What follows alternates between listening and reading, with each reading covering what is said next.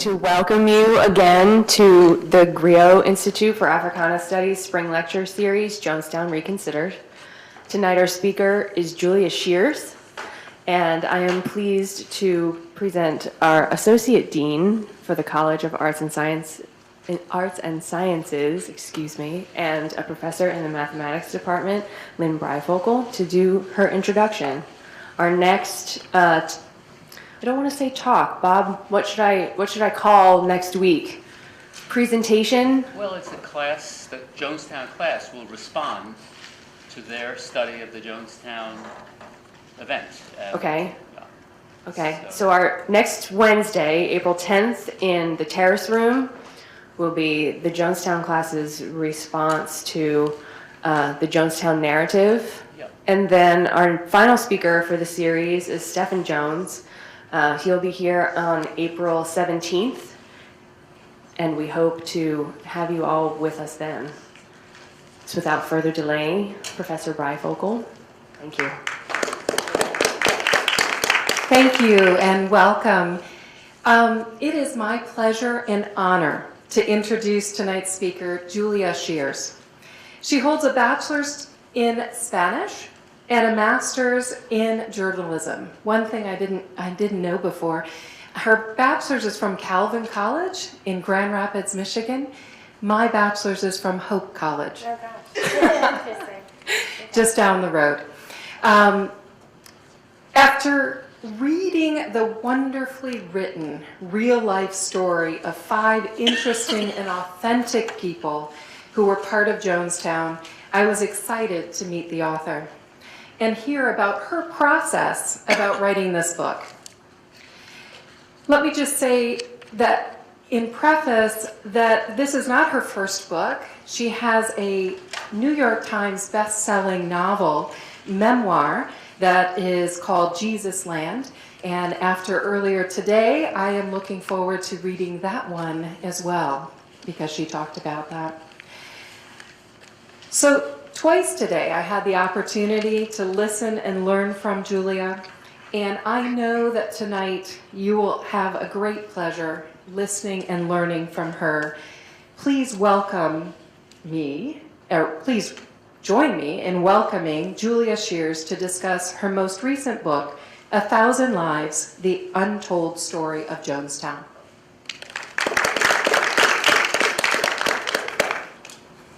So can everyone hear me okay? Is this microphone working? Well, thank you to the Griot Institute for having me out here. And for those of you who have read the book already, thank you for reading it. So I stumbled into this book quite by accident. I was actually working on a novel about a small Indiana town that was taken over by a charismatic preacher. It was going to be a satire. When I remembered that Jim Jones was from Indiana, and I Googled him to find that the FBI had released this trove of information, 50,000 pages of documents, thousands or almost 1,000 audio tapes, and I started to read through this material and became completely engrossed and stopped working on the novel to write this book instead. I am a journalist by trade. I am not a fiction writer. So it was a lot easier to pursue this project and to find a publisher than it would have been had I pursued my fiction project. I wanted to talk a little bit about why I wrote 1,000 Lives. You know, as Lynn mentioned, my first book is a memoir called Jesus Land. It's about growing up in rural Indiana with an adopted black brother and being surrounded by racism and religious small-mindedness, and then as teenagers being sent to a reform school in the Dominican Republic. Okay. My brother David was the only African-American boy to go to my high school, and he was harassed And one time when he walked into his shop class, he was attacked by a group of boys chanting KKK, KKK. And he fell into a deep depression. My parents decided to send him to a Christian therapeutic boarding school that they had seen advertised in the back of Christianity Today. Some of you might know that magazine. Sight unseen, they sent him away to this school in the Dominican Republic. Well, a few months later, I got in trouble for having relationships with my boyfriend. Let's just call it fornication. So I was sent off. And here we are, both isolated at this reform school, because it's not a Christian therapeutic school. It's actually a reform school based on punishment in the Dominican Republic. So what does it have to do with Jonestown? Well, first of all, there's our quest as these two kids from a misfit family in rural Indiana. We really wanted a place to belong. So as I write in my introduction to 1,000 Lies, had David and I walked by Jim Jones Church and looked in and seen the integrated pews and the choir and Jim Jones talking about racial equality and social justice, we would have been intrigued. And that's the message we would have loved to have heard growing up. And two, when we were sent off to this school in the Dominican Republic together, that had a lot of parallels with what was happening in Jonestown. There were various punishments that were similar. For example, at my reform school, the students would be pitted against teachers in these boxing matches. Okay, this is in the mid-'80s, so perhaps things have changed now. But the whole school would gather and watch the dean of students, a large man, fight these teenage boys who were much smaller than he was. And the rest of us had to watch this, right? They had boxing matches at People's Temple. Runaways from my reform school had their hair chopped off. You know, the same thing in Jonestown. There was the confrontation therapy that happened in Jonestown at night. If you disagreed with Jim Jones, you would be brought before the entire congregation and humiliated and even roughed up. The same thing happened at my school. Also, there were all kinds of strange disciplines at my school. For example, if you got in trouble where you weren't allowed to speak to anybody. It was called silent support. They would take away your voice. That also happened in Jonestown. What also really got to me was the fact that in Jonestown, these people were going through this horrific event, and they weren't allowed to, they couldn't tell anyone about it. They were cut off from the outside world. All of their communication was censored. Their letters were read. Their communications by ham radio were also carefully monitored. The same thing happened at my school. So there are all these parallels, I felt, all of these places that I can relate to the Jonestown story. The quest for this paradise, this socialist utopia where you wouldn't be judged on your skin color or your socioeconomic status, this sense of a longing for a perfect society. I could understand that. And I could also empathize with people once they were in Jonestown, that feeling of desperation and feeling trapped and not having a voice. I could also understand that. So all of these factors drew me into the story of Jonestown. So once I received the materials from the FBI, it was 50,000 pieces of paper that the FBI agents picked up from Jonestown after the massacre. So everything from shipping manifests to diaries to letters that weren't sent home. It took me a year just to go read through all of these pieces of paper and to sort them into a coherent story, to organize them, and to figure out how I was going to tell the story. It is really hard I think, for people to wrap their head around the idea of 918 bodies rotting in a jungle. I mean, we can't go there. It's way too many. That's why I found these 5 people who I thought would be a good entry point into the story of Jonestown. So I picked them based on whether they were still alive and were able to be interviewed in depth and frequently, or whether they had left behind primary source documents if they had died. So who were these people?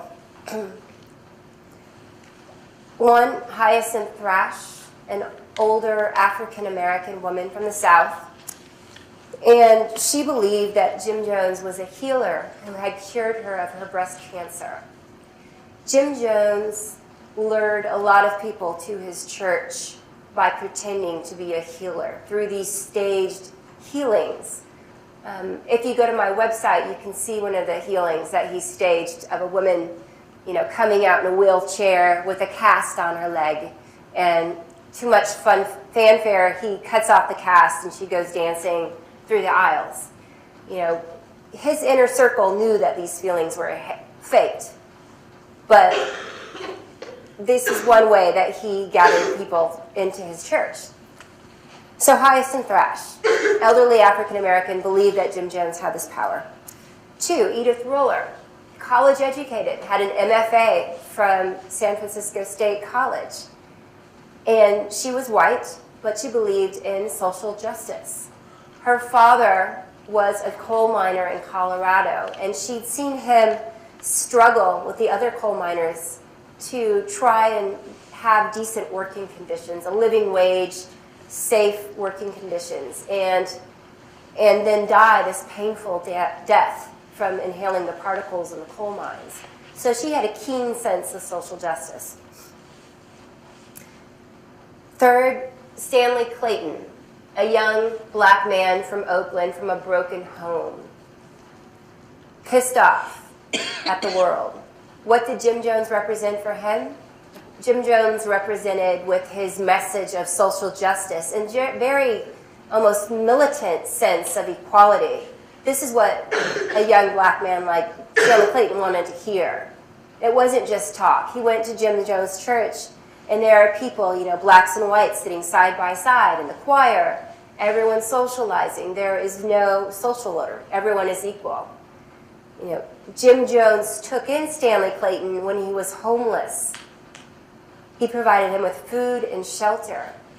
And People's Temple members then actually helped him get his GED, helped him graduate from high school. They did these very tangible things for Stanley Clayton that his own family couldn't provide. So he became a follower of Jim Jones. And then 4th and 5th, I followed Jim and Tommy Bogue from a white working class family in Ukiah Valley. So that story was, Jim Bogue, as you know from the book, had this early loss when his toddler son died, and he was heartbroken. He wanted to believe or somehow think that there was a way that he could communicate with his toddler son. He couldn't wrap his brain around the fact that he was dead. And he'd heard about Jim Jones, who supposedly had these powers, and went to see him. Well, after a couple of times going to his church, he thought it was bunk. However, his wife became a true believer, and when he tried to leave the church, she threatened to break up with him. So he decided it wasn't worth it. He'd keep going to church. And look what happened. He ends up in Jonestown with his entire family, including Tommy Bogue. Now, Tommy Bogue had a special place in my heart because I wrote Jesus Land from the perspective of a teenager, kind of at the mercy of teachers and parents and society at large. And that was Tommy Bogue. He didn't have any choice to belong to this church. And you need to know that 1/3 of the people who died in the Jonestown Massacre were minors. They were children. So Tommy Bogue represents the minorities, the children who didn't have a choice, who were brought down to Jonestown by their parents.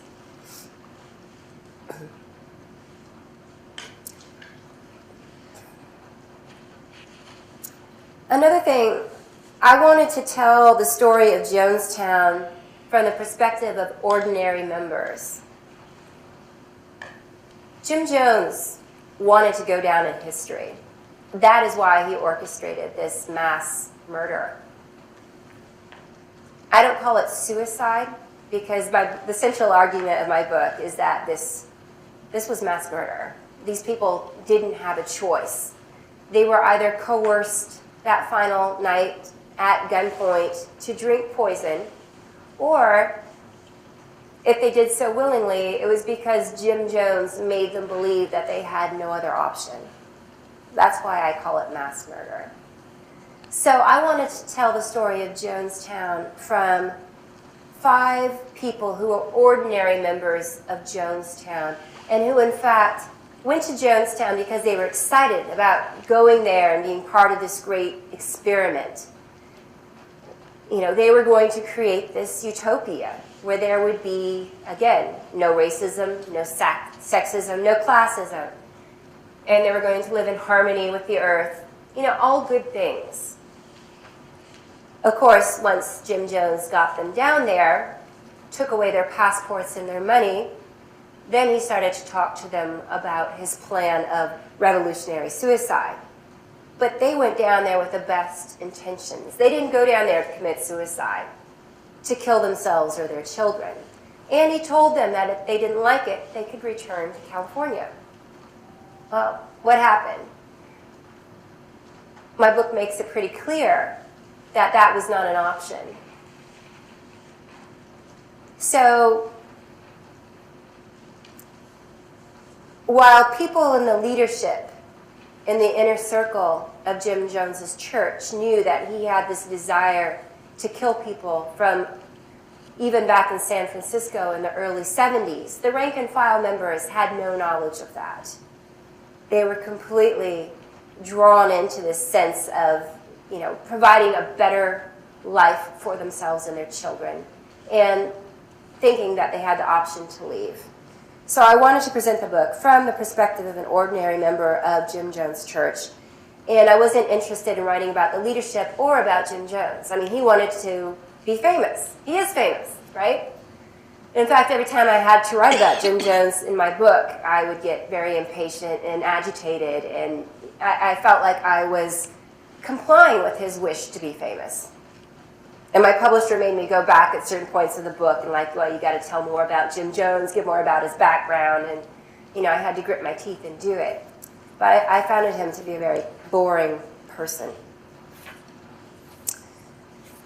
So the story with a lot of the survivors is that there was such a stigma following Jonestown because of all the sensational news articles, because they were labeled as baby killers and sheep and cultists and mindless. They didn't want to talk to the media.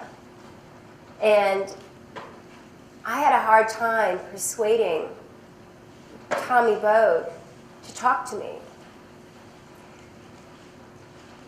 I was able to track him down because I saw him interviewed on a television show, and he's wearing a t-shirt that had the name of his business on it, First Choice Automotive.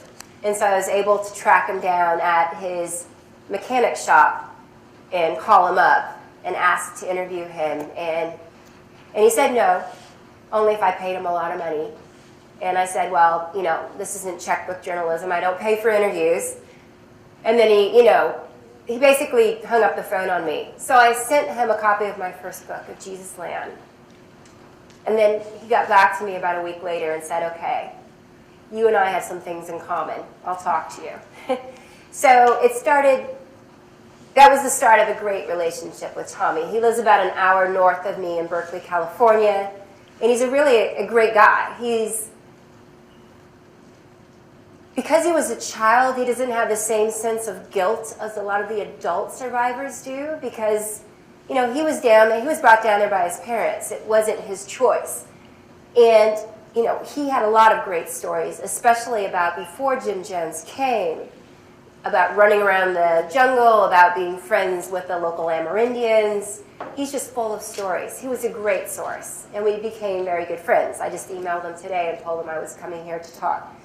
So that was great. So Tommy Bogue, his father, and Stanley Clayton were the people, as you know if you've read the book, who are still alive. And Stanley Clayton lives about half a mile from me in Berkeley. He is now at a halfway house for the mentally ill and homeless population. So Stanley is not in a good place. He sees Jonestown and the family he had in People's Temple as his heyday. So you have very interesting different perspectives from different people. And that's one thing I hope to incorporate too in the book, is what drew each of these individuals to Jim Jones. How did they end up in Jonestown? And what did they do when they realized, once they were trapped in Jonestown, that Jim Jones was intent on killing them? What did they do with that knowledge? So for me, that was the interesting, point in looking through the interviews and the primary source documents was, what do? You follow this, you have, in a lot of situations, they've given up all their worldly possessions. They're in Guyana, they're completely cut off, and now the pastor of the church is talking about killing them for this thing called revolutionary suicide. And of course, at the beginning, when he first started talking about it, everybody was like, what, are you crazy? We came down here for a better life, not to kill ourselves. And then you can see, by reading the book, they're continually beaten down night after night. He was keeping them up at all hours, sleep deprivation, right? He wasn't giving them enough food, so they were wan, they were weak. He was showing them the most depressing movies about Nazi experimentation, and really creating this scenario where they were really beaten down psychologically to the point where they would raise their hands in support of revolutionary suicide because they just wanted to go to bed. And they knew that if they didn't raise their hands and support revolutionary suicide, Jim Jones was going to keep them up all hours of the night until every single one of them did. I can't imagine being in that situation. What do the FBI documents show us? So the FBI documents track the downward spiral of Jonestown. Edith Roller's journal talks about the increasing fear and desperation in Jonestown. There are memos which track the farm's failure. It was supposed to be this model agricultural commune, and yet they weren't self-sufficient. They never produced enough food to feed themselves, something that Jones carefully hid from the Guyanese government, even. There's also memos showing which leaders in the inner circle supported Jim Jones' notion of revolutionary suicide. One woman in particular was sending him memos supporting this idea, and then because she was able to travel between Jonestown and the capital city, Georgetown, was then conveniently able to escape before the mass murder happened. There's memos tracking who was sending guns down in false bottom crates. There are shipping manifests showing when the cyanide was ordered and how much. And the most heartbreaking, however, were the letters from parents to Jim Jones, desperate, asking them to please let them return to California. They don't know how to tell their children that death is a good thing. The children are having nightmares. I'm a mother myself. In fact, I was pregnant when I was writing this book. And I can't imagine being a mother in that situation. Thinking that you're going to be going to this church community in Guyana to help the locals with their agricultural project. And then the next thing you know, your pastor again is talking to you about the very real possibility that everyone in the church is going to have to kill themselves for socialism. those were the most heartbreaking. And then the audio tapes, which show Jim Jones' descent into madness and drug addiction. You know, he was a gifted orator. He was very charismatic. And at the end, the final weeks, he is slurring his words. He can't even pronounce simple words. He's just playing tapes of himself talking all day long. So,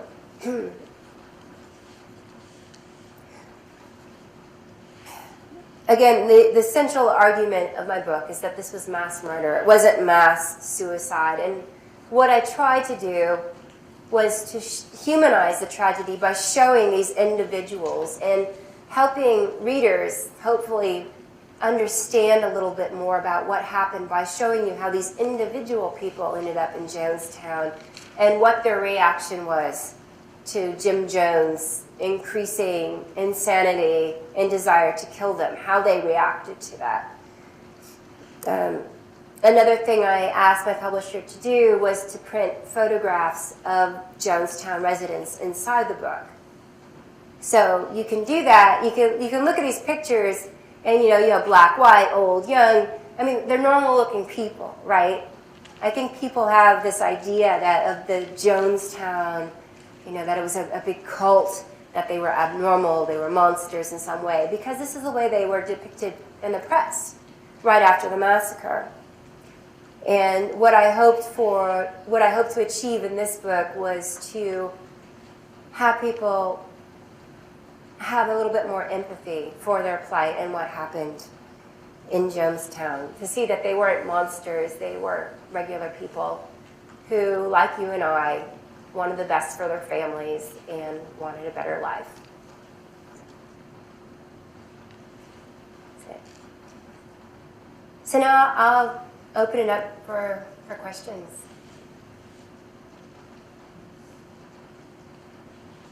That works. Yes? Can you say a little more about receiving this information from the FBI? Was it hard for you to get a hold of the material, or did you use like a library loan, or how did you go about getting it? No, you have to submit something called a Freedom of Information Act request. It's a specific document. You can actually download it from the FBI site. And they sent me the documents on 3 CDs. But there was no index. And I think some of you might have met Mac and Rebecca, Fielding McGee and Rebecca Moore, his wife. They're really the ones who have been curating this information. They put an index together, which has allowed researchers and writers like myself to make sense of it. Otherwise, it would have been a complete mess. Because on the way that the FBI released the information, there could be a letter that started on CD 1, page 200, for example, and ended on the next CD on page 83. I mean, it was a complete mess. So they really did a great job just organizing the material. Yeah. Have you read or followed Jonestown anywhere else, like Raven or like Mikowski's play, anything like that? Yeah, I read all of the books out there on the Jonestown massacre. Raven is basically an autobiography of Jim Jones. There is some stuff on Jonestown, and it's a great book. But I was intrigued by what was in this new information about Jonestown. So I see it as like a history of the last year of Jonestown as things are getting worse, as well as these mini biographies of individuals who ended up there. So yeah, I read all of that material, and I interviewed Marshall Kilduff, who's in the book. He's a journalist in San Francisco still. Yeah. Does any intelligence agency suspect that something's going on while Jonestown is occurring? Did any intelligence agency suspect? That something was going on in Jonestown? Did they have any knowledge of what was happening? Well, it's interesting because they had clues that something was happening, because Jim Jones would threaten to kill everybody if he didn't get his way. And he used this ploy constantly with the Guyanese government, right? So the Guyanese government would send up police to Jonestown, and the police inspector would ask them, so are you going to kill yourselves? And they'd be like, we weren't serious. But there was no follow-up. It's like they didn't realize how serious it was until Debbie Blakey escaped the year before, or in May of 1978. She got out, and she came to San Francisco, had a press conference, and said, Jim Jones has gone mad. He's planning to kill everyone. But even then, the State Department was concerned because this was a supposedly religious group, and they had their First Amendment freedoms, right? Their First Amendment protections to believe whatever they wanted to believe, and they were afraid of interfering with those rights. So that's another reason that they were a little bit hesitant to act on the warnings that were out there. Yeah. Do you believe that the inner circle people knew from the time that they left to go to Guyana that this was the plan, or do you think they got absorbed into his whole downward spiral after they arrived there? Well, in the early 70s, Jim Jones talked to his inner circle about his desire to kill his followers as a statement. He talked about loading them up onto a bus and driving it off the Golden Gate Bridge. And he actually sent one of his lovers, Maria Katsaris, to flight school. I got this information as well. And she learned how, shades of 9/11, how to take off in a plane, but never learned how to land it. So they also thought about loading people onto an airplane and crashing it into the ocean. That's when he realized he could exact an even greater toll by bringing all of his people down to Guyana and completely isolating them off from the world, cutting them off and killing them down there. And one of the subplots of the book is he didn't know how to kill them. And he actually told his medical department, help me find a way to kill everyone. We don't have enough ammunition. So we have to get creative. And one of the people I profile is Larry Schacht, the camp doctor who, when he wasn't delivering babies or, stitching up surface cuts, was on Wednesdays he would dedicate his time to researching different ways to kill everyone. He tried to grow the botulism toxin, staphylococcus virus, and then finally decided to go with cyanide. I mean, this was really chilling, like discovering this trail of information as I was researching the book. So another part of your question is if they were caught up in Jones' vision. I would argue that Jim Jones chose his inner circle, like his closest aides, because they shared this kind of nihilistic, depressive view that he had. And if they didn't, they wouldn't have been in his inner circle. He talks to them. He talked to Carolyn Moore, Rebecca Moore's sister, constantly about the plan. It's not a desire anymore in Jonestown. It's a plan. It's going to happen. The plan to kill everyone. And as a follow-up, do you think his wife was in on this whole plan? Because that part of it is a disconnect for me. Was she in on it too? Or because there were points where talking about her being able to talk you down? Yeah, you know that they didn't live together in Right. Jonestown. He lived with his concubines, and she wasn't part of that inner circle. This is a good thing to ask Stephen Jones when he's here next week, or whenever he's coming. I don't know, I don't know if he discussed with his mother her idea. Maybe not, but I think she was very concerned. She was a nurse. She was very concerned about the health and welfare of the people in Jonestown. But I also believe that she knew it was going to happen because she gave Stephen his passport with money tucked inside, like, go, get out while you can. So, I mean, there are leaders of the temple who are alive and well today who have never been asked these hard questions, who are able to get immunity from prosecution by giving information to the government. Yeah. Looking at the situation logistically, most of the bodies, were they buried in Guyana, or did people have to go down and claim their relatives, or? I've never seen anything on that. Well, as you can imagine, it was a huge mess. The bodies were left there for about 3 days in the heat in the jungle.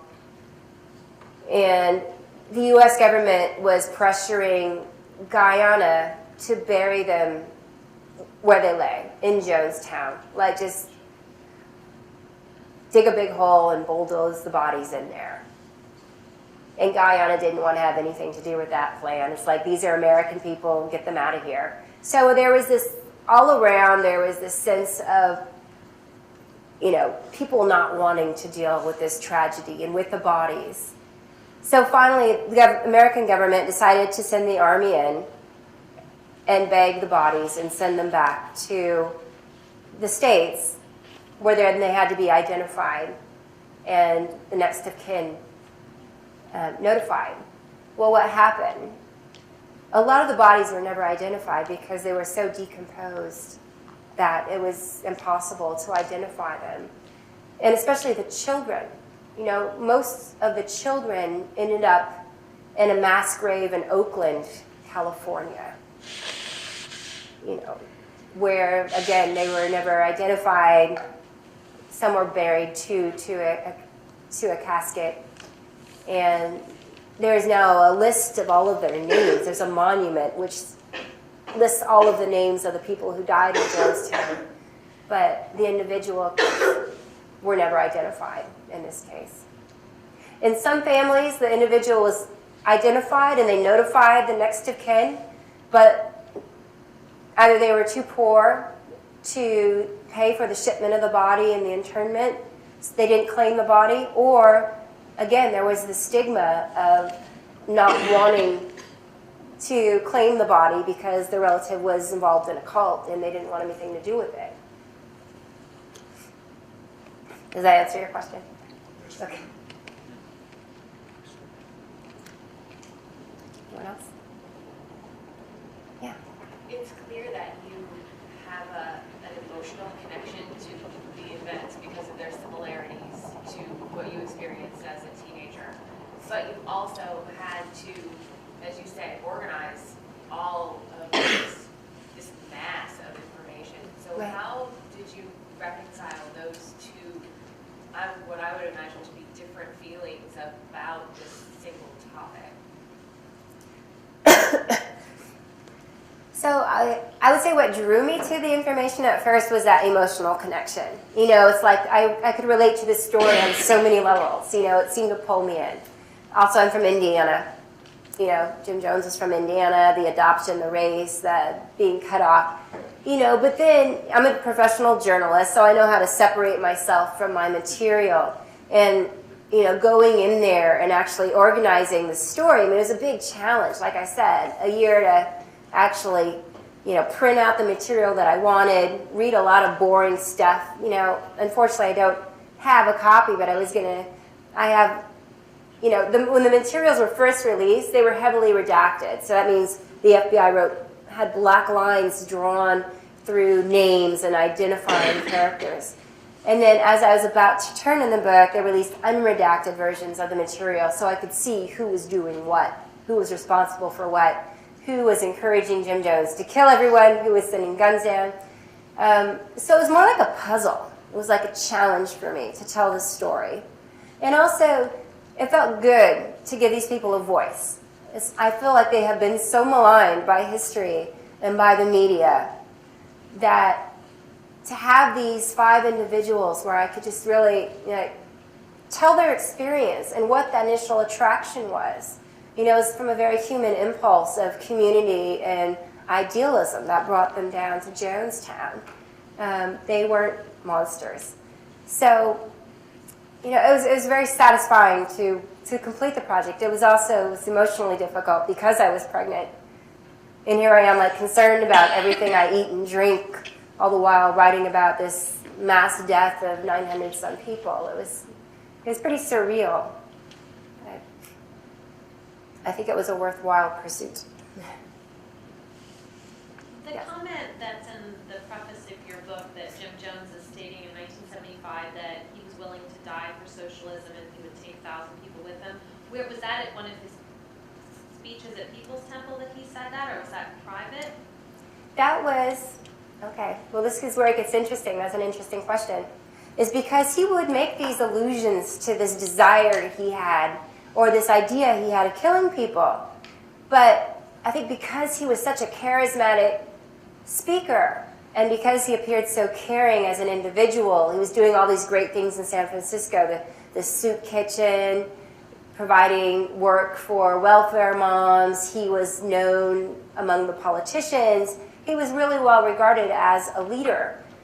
That I think people would dismiss these quirky things he said. But yet we have Edith Roller writing them all down, right? So he could have said this line in a speech that was 2 hours long. And, Edith Roller obviously thought it was of note, and she wrote it down, but yet she continued to stay with them. And I asked some of the former Temple members about that. And they replied that they just thought when Jim Jones would say something odd like that, well, that's just Jim Jones being charismatic and over the top, exaggerating. Because you don't want to believe, again, that your pastor, this person who supposedly cares about you and is your leader, would ever harm you.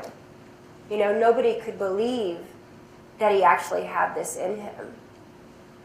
The inner circle knew, but the rank and file, like Edith Roller, Stanley Clayton, the Bogues, Hyacinth Thrash, they didn't know. Yeah. At the end of your book, you talk about how some of the people, the survivors have kind of progressed and what became of them, a few of them, like Tom Bogue and others. Yeah. I wonder, I don't know if this is too personal, but the experience that you had growing up with your brother in the reform school, how did that influence both of you in terms of your trajectory of, I know Jordan Wilches, is that her name? She spoke here about how she had to heal and develop from her experience. I wonder if you could just share how you and your brother evolved a little after that experience. Sure. Well, I wrote a memoir. It's very personal, so I expect personal questions. Well, the reason I wrote the memoir actually is because, my brother David was writing about being black, adopted by a white family in rural Indiana, and about this horrific Christian school when he died in a car accident. Yeah, I found a journal where he was writing about this. He was planning to write a memoir.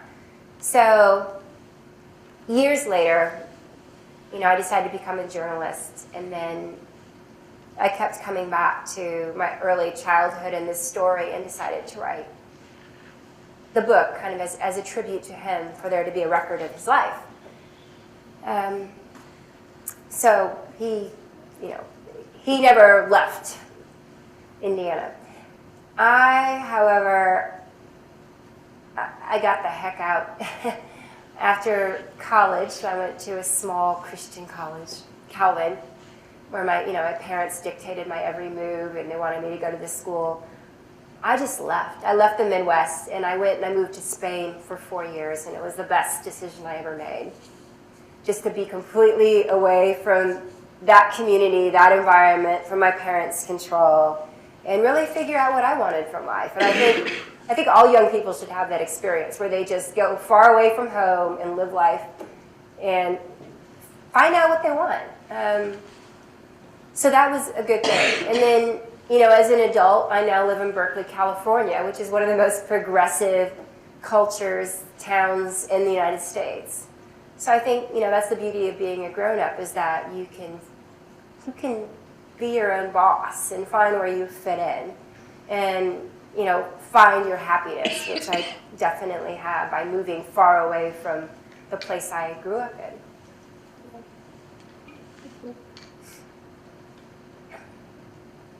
Anyone else? Yeah.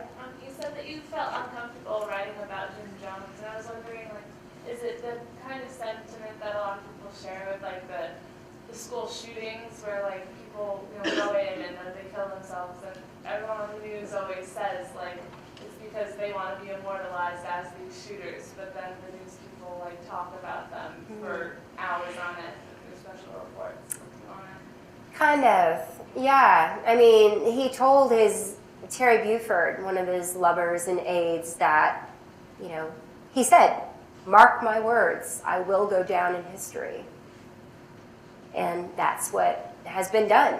We're here talking about him, but not just him. We now know the true story of what happened in Jonestown, again, because these documents have surfaced, and, we're telling it from a different angle. We're talking about it from his victim's perspective and not his perspective.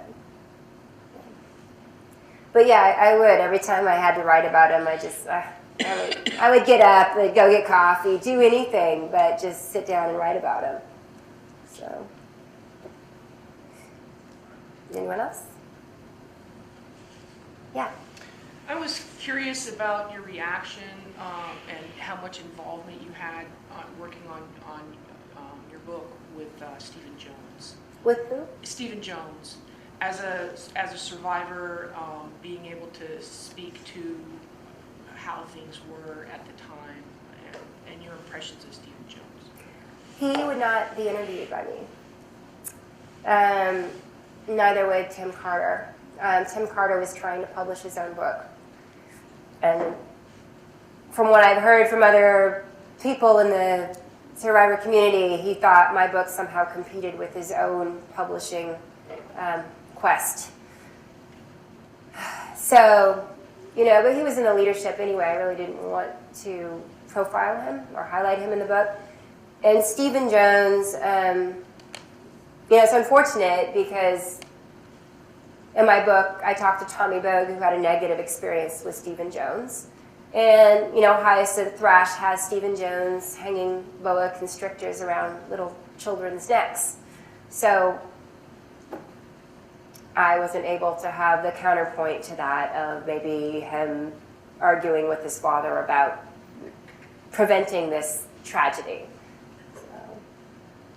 These are things that came out in the documentation as well. He was just a teenager. I know that. And I think, I'm actually surprised that he agreed to come out here because he is pretty private. Pretty well. Private. He doesn't like to be interviewed. And he's pretty, and he's very introspective and soulful. These are things to ask him. Thank you. Yeah.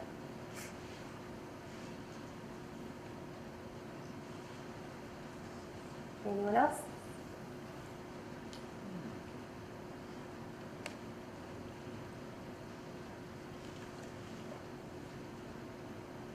that it? I think so.